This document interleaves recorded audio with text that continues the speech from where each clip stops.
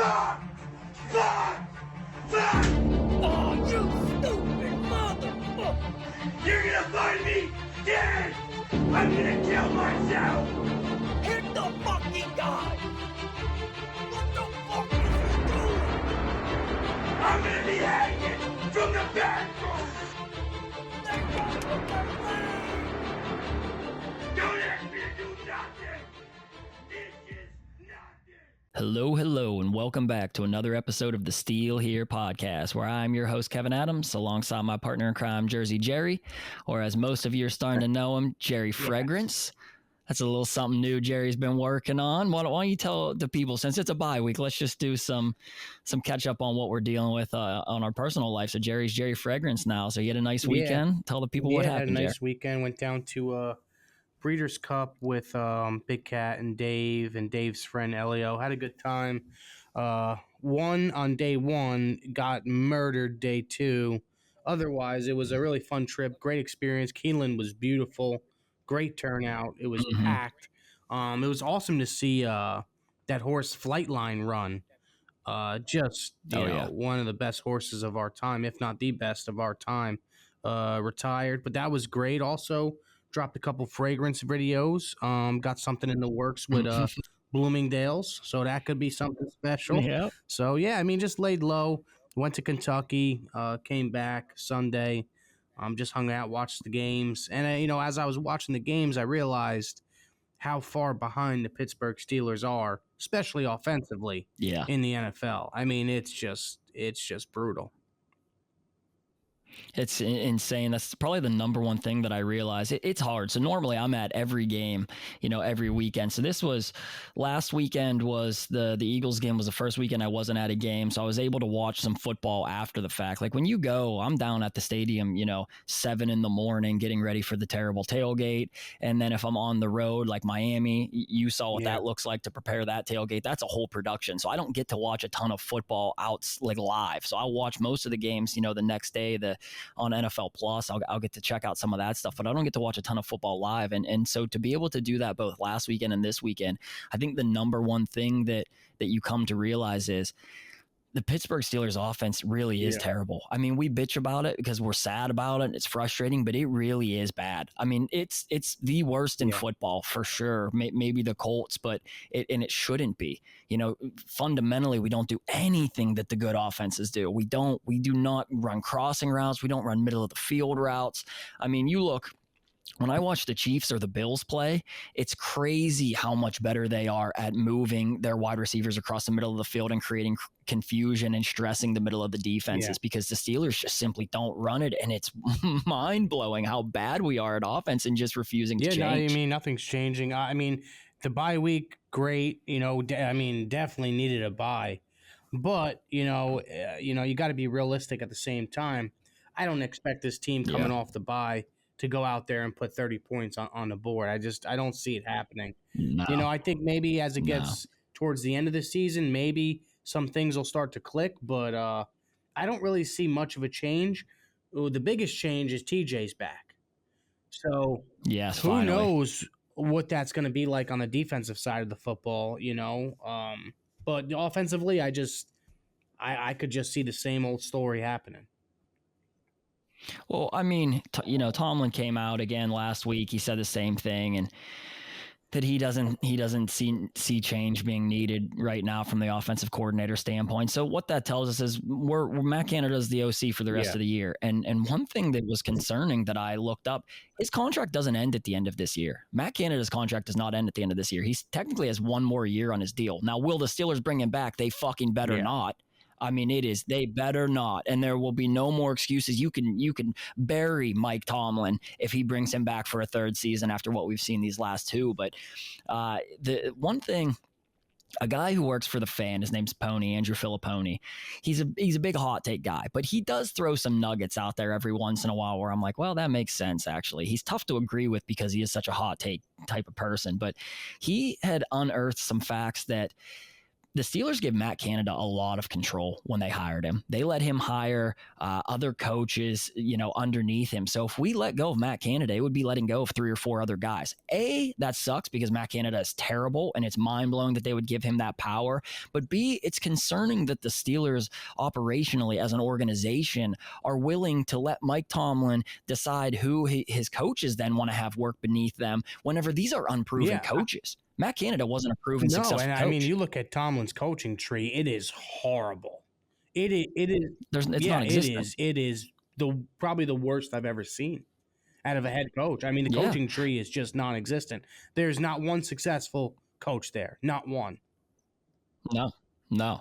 And what's wild is Mike Tomlin has coached for a long time in this league. He's been the head coach of the Steelers for 15 years now, I think is the number. And to not have one other coach underneath him ever go on to be a head coach is pretty telling. I mean, that is pretty telling. Look at some other great and it's not like the Steelers have had bad records. So, we've had obviously at least 500 or better for the entire of Mike Tomlin's career, aside from this season, which we won't.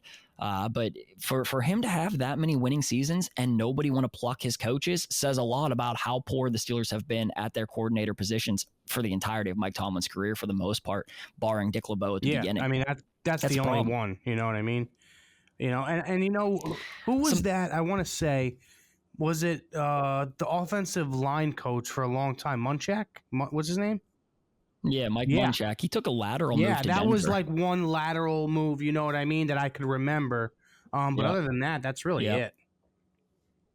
No. Usually the Steelers let their coaches go, and then you almost never hear from these guys after. Like a lot of times, other guys in the NFL, they'll latch on, they'll stay in the league.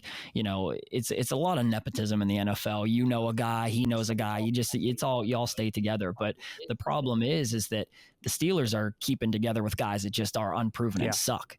And so we could talk about it every week, but I mean, nothing's going to change. So I don't want to beat this to death for the next 9 weeks of us talking about the Steelers when we know it's going to be Matt Canada. So Matt Canada aside, some other things that you notice when you watch football on Sunday is that the Steelers really did make a mistake taking Najee Harris in the first round. Yeah, that I can agree with. And you're going to have your guys out there, that defend Najee to no end. Listen, is he a good player? I think he can be a really good player, but I don't think in our system. Yeah. I really don't. The way the Steelers are playing football the last like 2-3 years, he just really doesn't fit. He just really doesn't.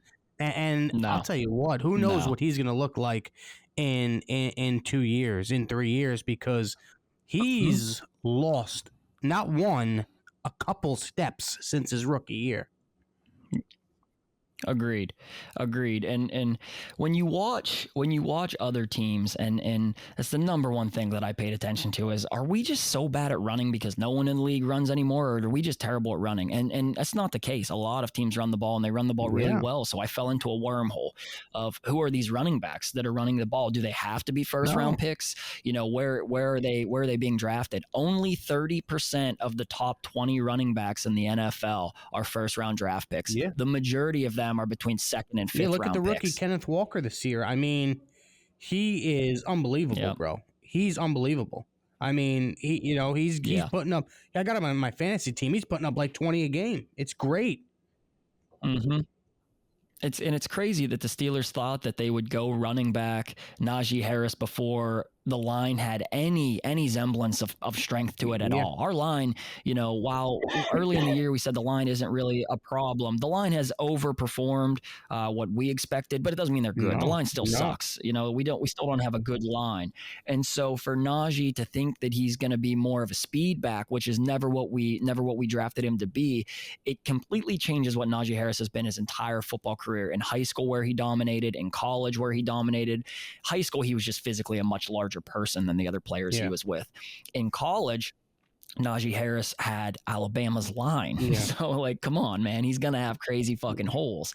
But now with the Steelers, where he doesn't have great holes and he has to create some things for himself, he's not a very creative back so much as he is a power back, and he's not even leaning on that anymore. So the Najee pick for me was the number one glaring weakness that I saw in what the Steelers have done in this last draft. And this weekend, they could have held off. People forget, the Steelers passed up on ETN.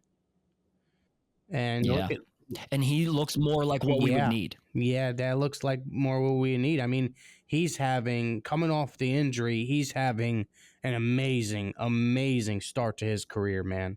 Really, really good. He's Yeah. shifty. He's fast. He has the ability to juke and move around. I mean, I think Najee Harris is acting more like Willie Parker when he should be acting more like Yeah. Jerome Bettis, if Yeah. that makes sense. And that's what bothers me is that, if you're gonna act like, you're Willie Parker and you have this breakaway speed or you have the ability to make guys miss an open field, when you don't, it really then makes your issues look more glaring. And that's why for me, when you see those other running backs, undrafted guys like that Damian Pierce, who he was having a great, first half of the season. I don't even know if he was drafted. He might have been an undrafted free agent signing like our Jalen Warren. I'm not even sure. I mean, he's balling out. He's up there with the rookie of the year candidate. You know what I mean? But I want to switch over to, TJ Watt. I'm really interested to see, listen, I know the record. It's like 1-10 or 1-11 when TJ Watt doesn't play. I want to see, Yeah. this is the year where I want to see, hey, does he make that big of difference? And I'm leaning towards, I think he will on the defensive side of the ball. I really, really do. I think Yeah. he's just that special, that special of a player, man. Yeah, and you saw it in week one. I was out in Cincinnati for it. The Steelers defense was smothering whenever they had the full array of the talent that they had. TJ I think it was 7 sacks in week one against the Bengals, and I don't know if we have 7 since he left.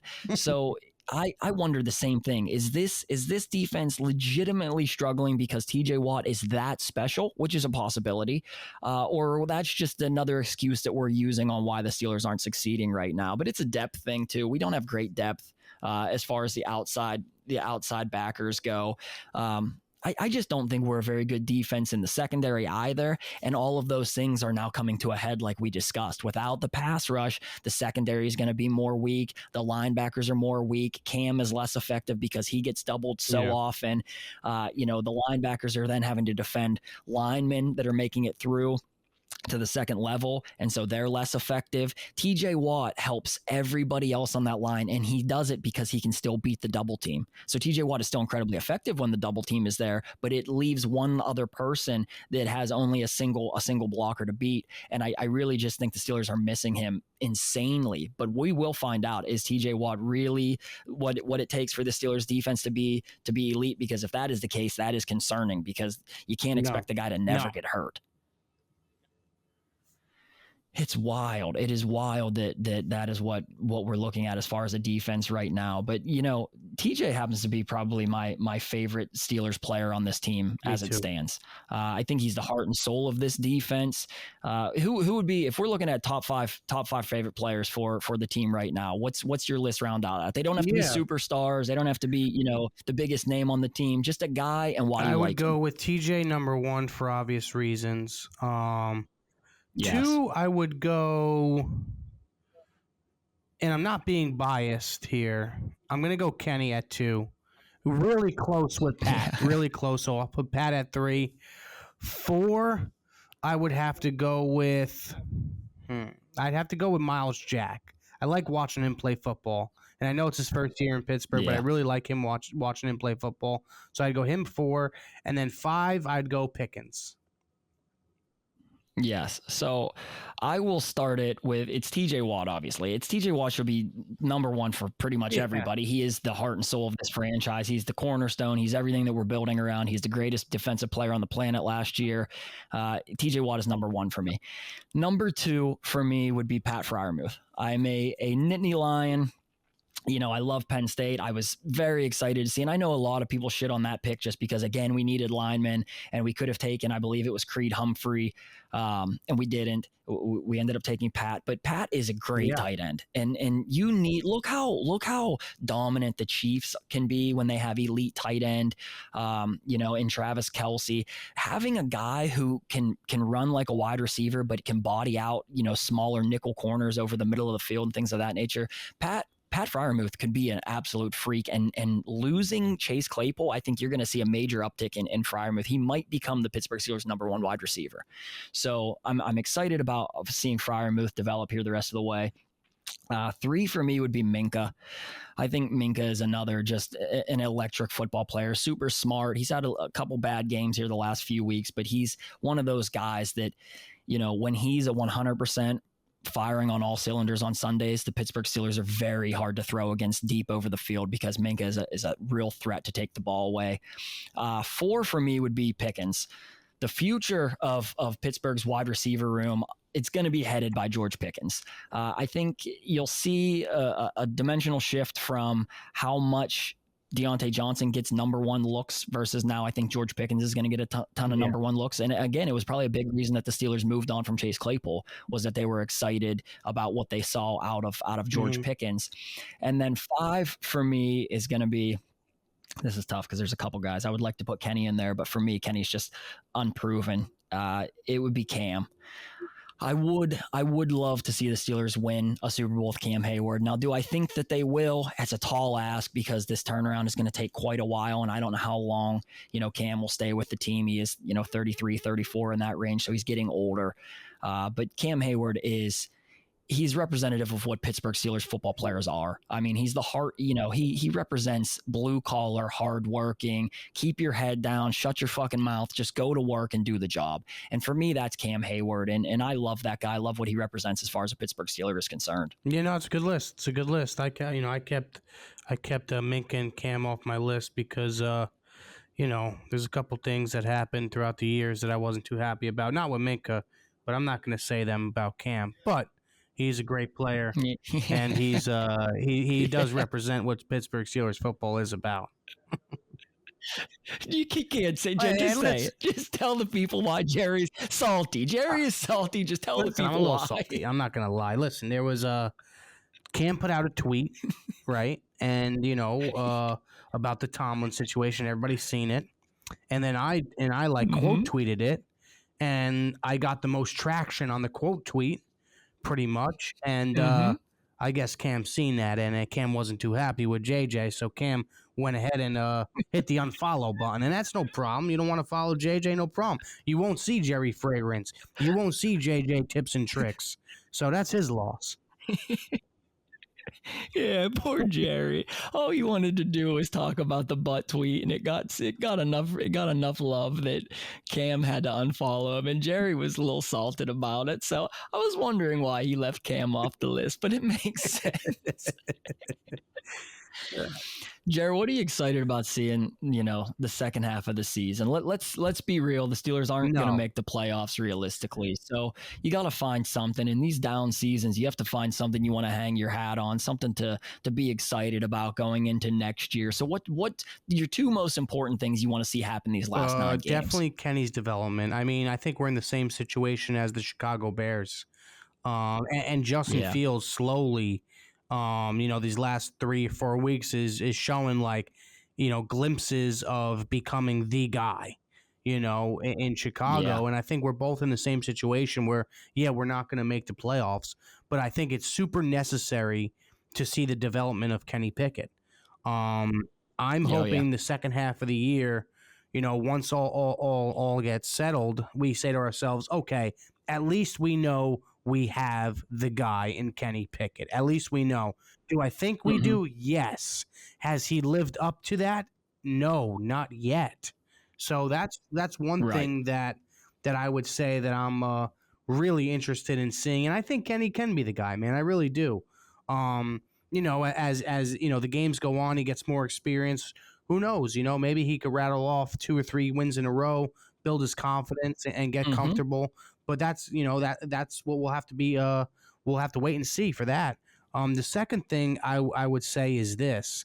I want to see Alex Highsmith perform because I think he's underperformed. Yes. I really do. I think he's underperformed this season. And with TJ coming back, I think it should help him out a lot to get to the quarterback.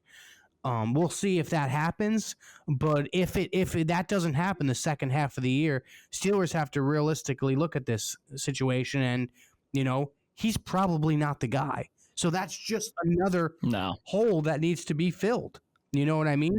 He started off, when TJ went down, he started off pretty good, 1 or 2 games. Yep. And then after that, he's just been non-existent. No, it comes back to what I said. It comes back to now teams know, like, okay, great. There's only 2 players on the Steelers defensive line that you really have to fear. And it's going to be Cam. You could consider Larry Ogunjobi in that ballpark, and then the outside edge rusher, which would be Alex Highsmith. So if Highsmith can get doubled, and one of Ogunjobi or Cam ends up getting doubled, it makes it really hard for the Steelers pass rush to win. And so that's where TJ opens up those things, and he makes maybe a lesser dynamic player such as Alex Highsmith a little bit better. You know what I mean? Like, look how dominant it was when TJ and Bud Dupree were just absolute fucking sack monsters those couple of seasons. That's a great point that you make. If it's not Alex Highsmith, it leads me to one thing I do want to discuss, and then I'll go over the things I want to look at the second half. But the Steelers are probably going to draft in the top 5, I would guess, the top 5 picks. And there have been things, Ryan Clark, some other guys have come out and said that the Steelers might have to consider going quarterback, if that's the case, if they're drafting in the top 3, because you can look at a Bryce Young, a CJ Stroud, you can look at Will Levis, who Jerry ended up having dinner with on, was that Friday night in Kentucky? Yes. Will Levis joined us for dinner, which was really cool. He's a big boy. Yeah. He's a monster. He's definitely a big quarterback. Penn State guy, transferred to Kentucky. But, the Steelers would have a look at possibly taking one of those 3 guys or a dynamic defensive playmaker. The kid coming out of Bama. Will Anderson. Yes.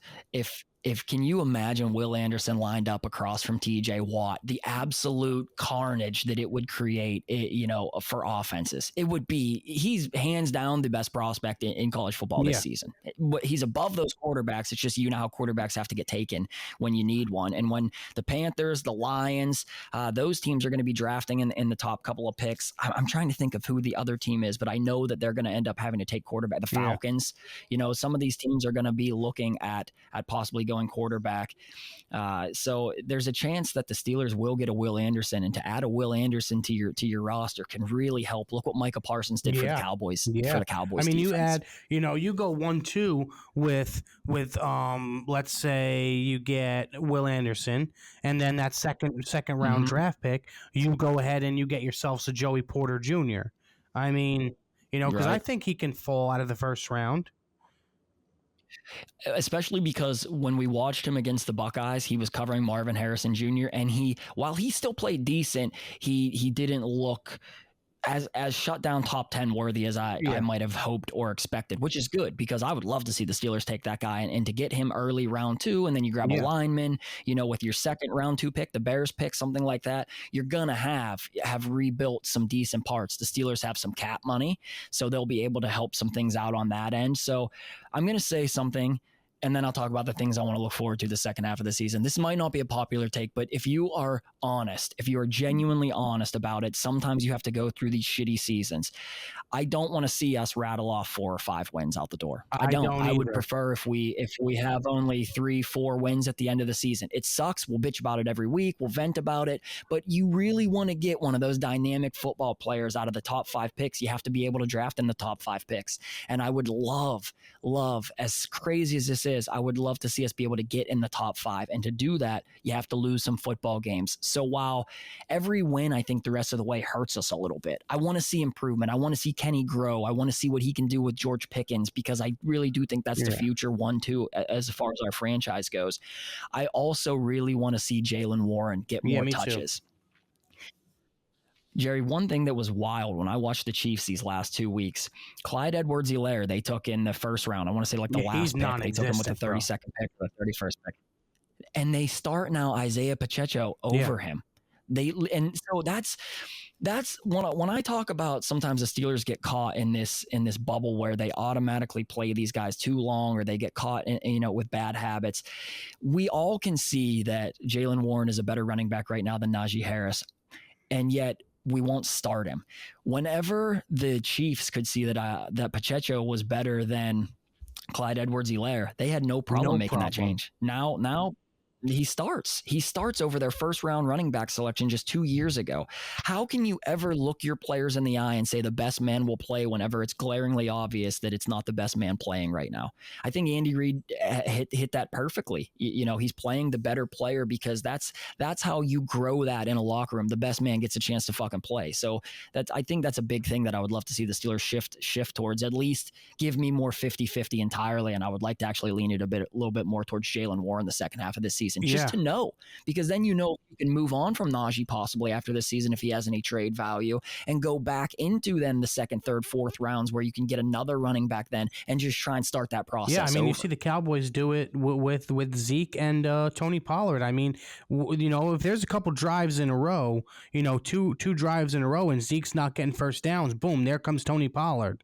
You know what I mean? So the Cowboys do a very good job with that. And I know Zeke has been hurt the last 2 weeks, I think. But I mean, Tony Pollard, he is the guy, bro. He is the guy, and he's going to want to get paid. So who knows what his future is in Dallas, but I mean, that's another guy that, I'm interested to see what happens in the offseason, because he's going to want to get paid, and who knows if Dallas is going to pay him. Right.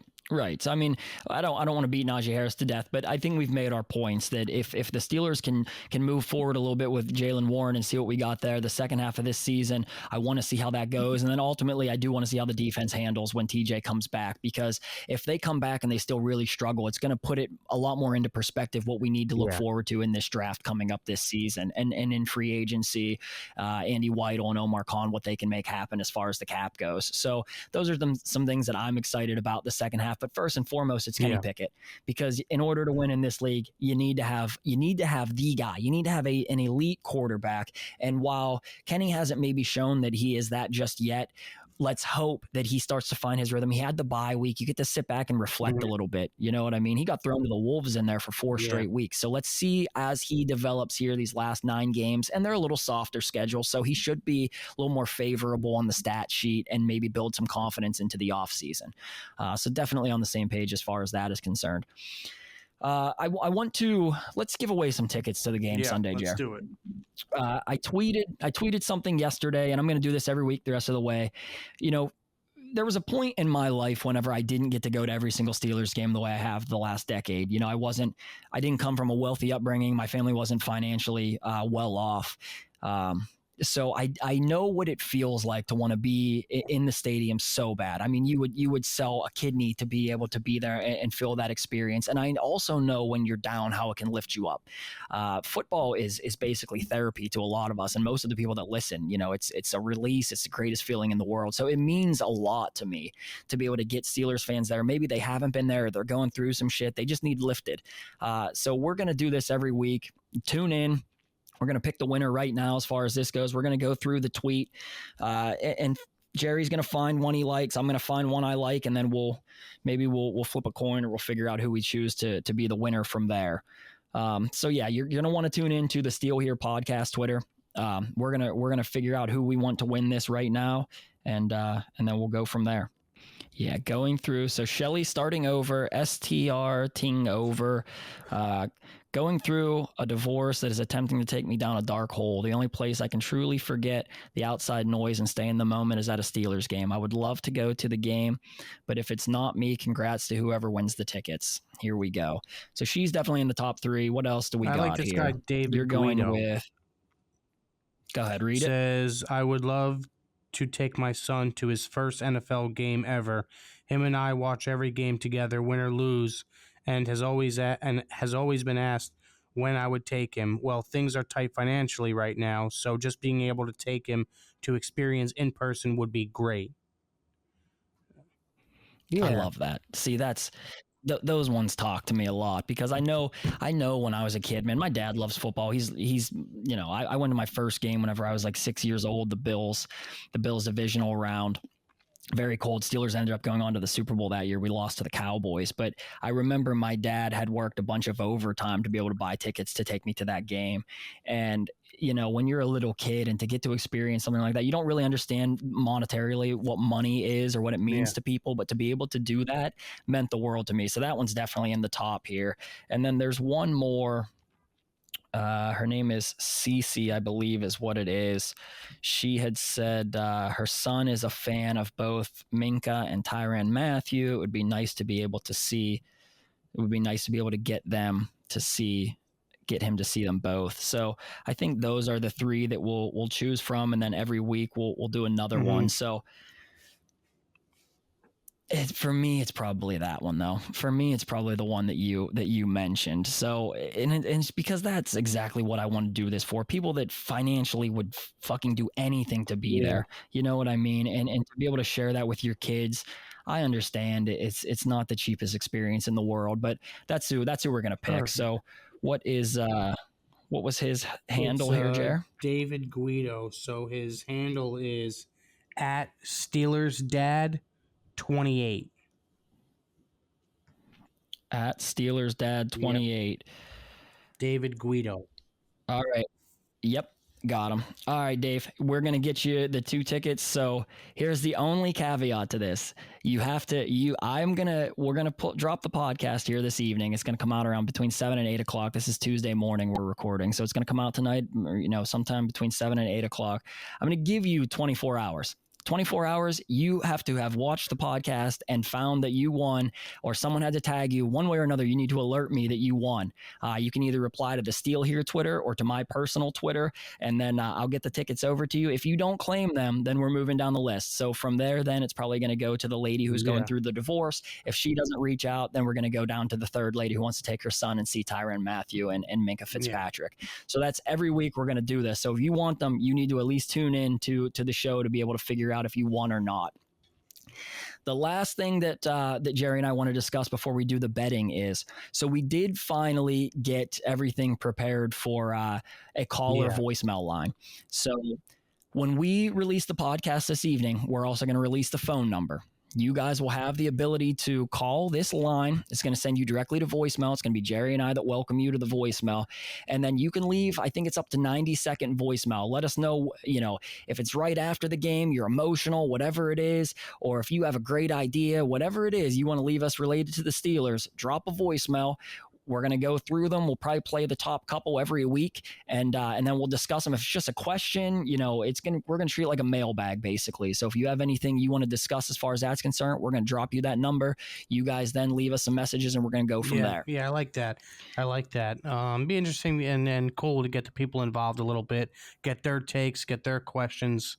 Fill up the show a little bit. So it's a win-win. Right. Absolutely. So the last thing is the betting. So coming into this game, Jerry is 3-5. I am 3-5. We're bad. What should we do, Jerry?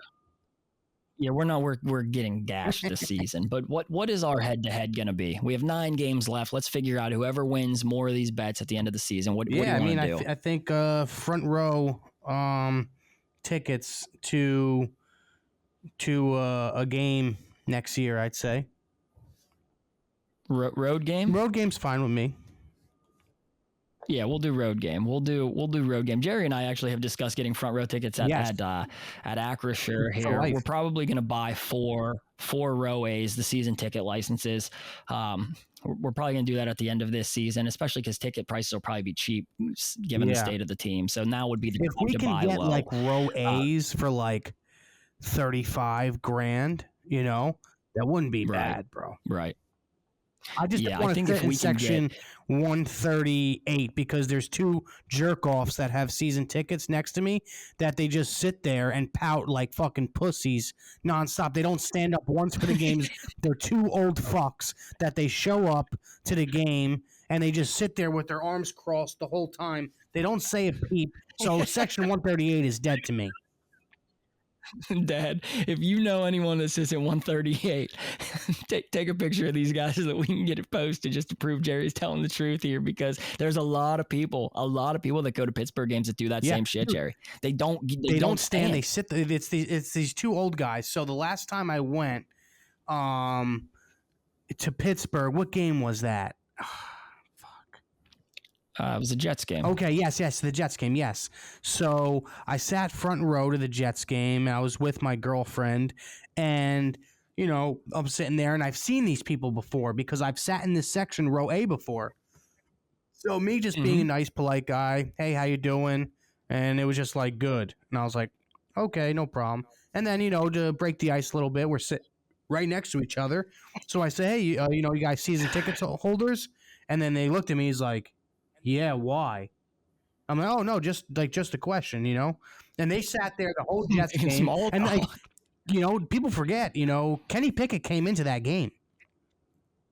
So, Oh, yeah. so Yeah, that was So the second that's half. like a really exciting moment. And then they just like sat there the whole time. They didn't get up once. Those two old fucks sat there like this the whole time and didn't say a fucking word. Weren't excited, weren't into the game. Why the fuck are you even coming to the game? Jerry, I bitch about this every year on Twitter, and Steelers fans that don't get outside of the bubble and don't go to away stadiums, I'm not fucking shitting on them for fun. Like, Heinz Field is not an atmosphere where it's insane electricity football, like most other stadiums I've been to, most other road games. Most other road games, people don't sit. I mean, they stand the entirety of the fucking game, the whole game. They do not sit. Women, children, doesn't matter. Everybody is standing. Everybody is loud and engaged in it. In Pittsburgh, it's not the case. It's not the case. It's not maybe third downs or big play moments or renegade. You're going to get people standing and cheering. But aside from that, it's not really the same types of atmospheres that you would hope or expect from a franchise like the and Pittsburgh when I go to the Steelers. Steelers games, if I do sit front row, which I always try to, and I'm grateful that I'm able to, I always tell the person behind me, like, hey, just so you know, I'm going to be standing up the whole game. I apologize, Like, I paid for these tickets, you know what I mean? Like, I want to see the game, you know what I mean? So I tell them straight up from the beginning, sorry, man, I'm going to be, and I don't care who's sitting behind me. I say it right to their face, hey, just so you know, I'll be standing up most of the game, And usually they're like, oh, okay, no problem, whatever. And that's when you watch the Bills or the Chiefs, that's who I compare a lot of things to now, because they're the cream of the crop for the AFC. They're at the very top. So if you want to, you want to be the man, you got to beat the man. And right now they bring it on all fronts. The fan experience, the game experience, the team, everything that they have is clicking right now. But I really hope that, as I have a theory that it's just mostly older people that once watched the Steelers win Super Bowls in the 70s and they have now season tickets, but they're phasing out, the baby boomers. They'll start to fall back. And then I'm just hoping that the tickets then go to people that genuinely want to be there, that are loud, that are going to be equally as loud on first down as third down or fourth down in the first quarter or the fourth quarter, because you really want to have a home field advantage. That's what it takes. It's the fans that create. Oh, yeah. So, Kev, listen, you got to get ready for the payment plan from JJ at the end of the year. We're going to lock this in. We'll do Kevin. Kevin will dish out the money up front, and JJ will be on the payment plan. So we looked at a couple. They're in like the mid 40s, which I'm fine with. I have my 5 tickets I'll end up keeping just because my family comes to town a lot. I like to help them out, get them to the game. But the other 4, I would like to be the front row. Now, I can't. When you get that experience, it's hard to not fucking get that experience again. It's a blast. So that's what we'll do. So now that was a long way of us saying that at the end of this season, whoever has more wins, the opposer has to buy us front row seats at a road game for next season. So we'll look at the schedule, we'll figure that out. As it stands, I'm 3-5. Jerry's 3-5. What do you got this week, Jerry? The line opens up at Steelers are 2.5 point dogs, so they're getting 2.5. The money line is the Steelers plus 120, and the over under is 41.5. Yeah, so I'm going to go with I'm not just saying this. I think TJ coming back, gets that locker room pumped up, gets that defense pumped up. Who knows what it will do to the offensive side of the football? Maybe they'll buy in now. The Saints looked really bad, really, really bad. Terrible. Andy Dalton looked horrible. So I think the Steelers are going to win this game. So I'm just going to go straight up with the money line. I'll take a risk with the money line plus 120, and forget about the plus 2.5. I do think they could win this game. Wow. You can tell that Jerry and I are both emotional people, because after that Eagles game, there was no chance we were betting on the Steelers the rest of the way. And here we go, right back fucking dude. We're pigs, Jerry. We're addicted to this shit. We can't fucking quit it. I know. Having said that, I'm taking the under 41.5, just simply because until the Pittsburgh Steelers actually put it together on paper, or rather on the field versus on paper, I need to see it. I'm going to need to see us score more than fucking 14 or 17 points, and we just haven't put it together yet. Now, do I think we're capable of it? Yes. Do I think we're capable of doing it on Sunday? Yes. I also think that TJ coming back is going to be a huge boost for the defense. So it will keep the totals pretty much down as far as what the Saints are capable of doing. And they're not even electric anyway. Like their offense is really not that electric to begin with. So under 41.5, I'm going to take, Jerry is taking the money line Steelers at plus 120. It's going to be a big win if it hits for us. If you guys want to partake in the gambling, as always, we're using the Barstool Sportsbook app. You guys can download it. I just looked before we recorded, so they're still matching you up to $500 your first bet. So you put $500 in there. If you think the Steelers are going to win on Sunday, you lose, Barstool will give you that money back. So it's a free play. Might as well use it if you're new to the app. If you guys can like, comment, subscribe. So the numbers are still doing well as far as the podcast. We're starting to really find a rhythm as far as what we're going to do with the show here moving forward. So it all comes back to you guys. If you can like, comment, subscribe, ask us some questions in the YouTube comments if you want to, some things that you would like to see us talk about in the future that would help us a ton as far as that's concerned. What do you think, Jeff? Yeah, for sure. Yeah, man. Listen, every like, every comment, you subscribe. Also, we have to check into this. This is serious stuff. They have to be subscribing to the YouTube. They got to be, following the Steel Here account for the tickets and whatnot. Because I think you said that, you're going to be doing this the back half of the year. So, we got to make sure, these people are abiding by the rules to this giveaway. Yeah, can't just be giving tickets to people that gave us a sad story. Their dog got run over. I mean, we need to double check these things here. So we'll look it up. You guys make sure you subscribe to the Jersey Jerry YouTube channel as well. Moving forward, that will be the criteria for these ticket giveaways. You need to be following both Jerry and I. You need to follow the Steel Here podcast account, and you need to be subscribed to the YouTube channel.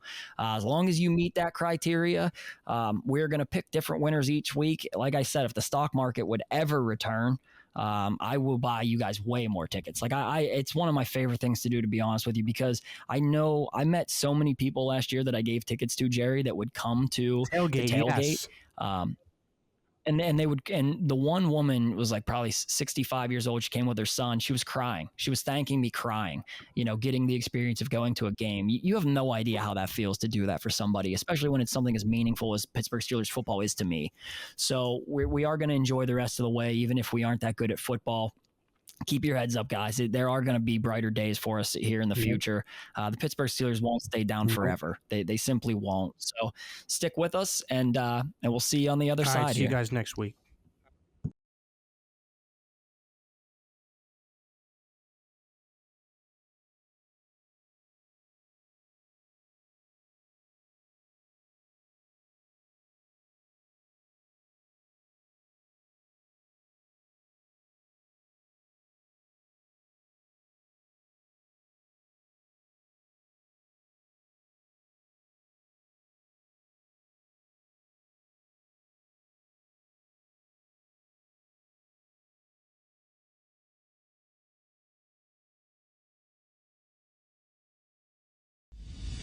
We're here. We're still here.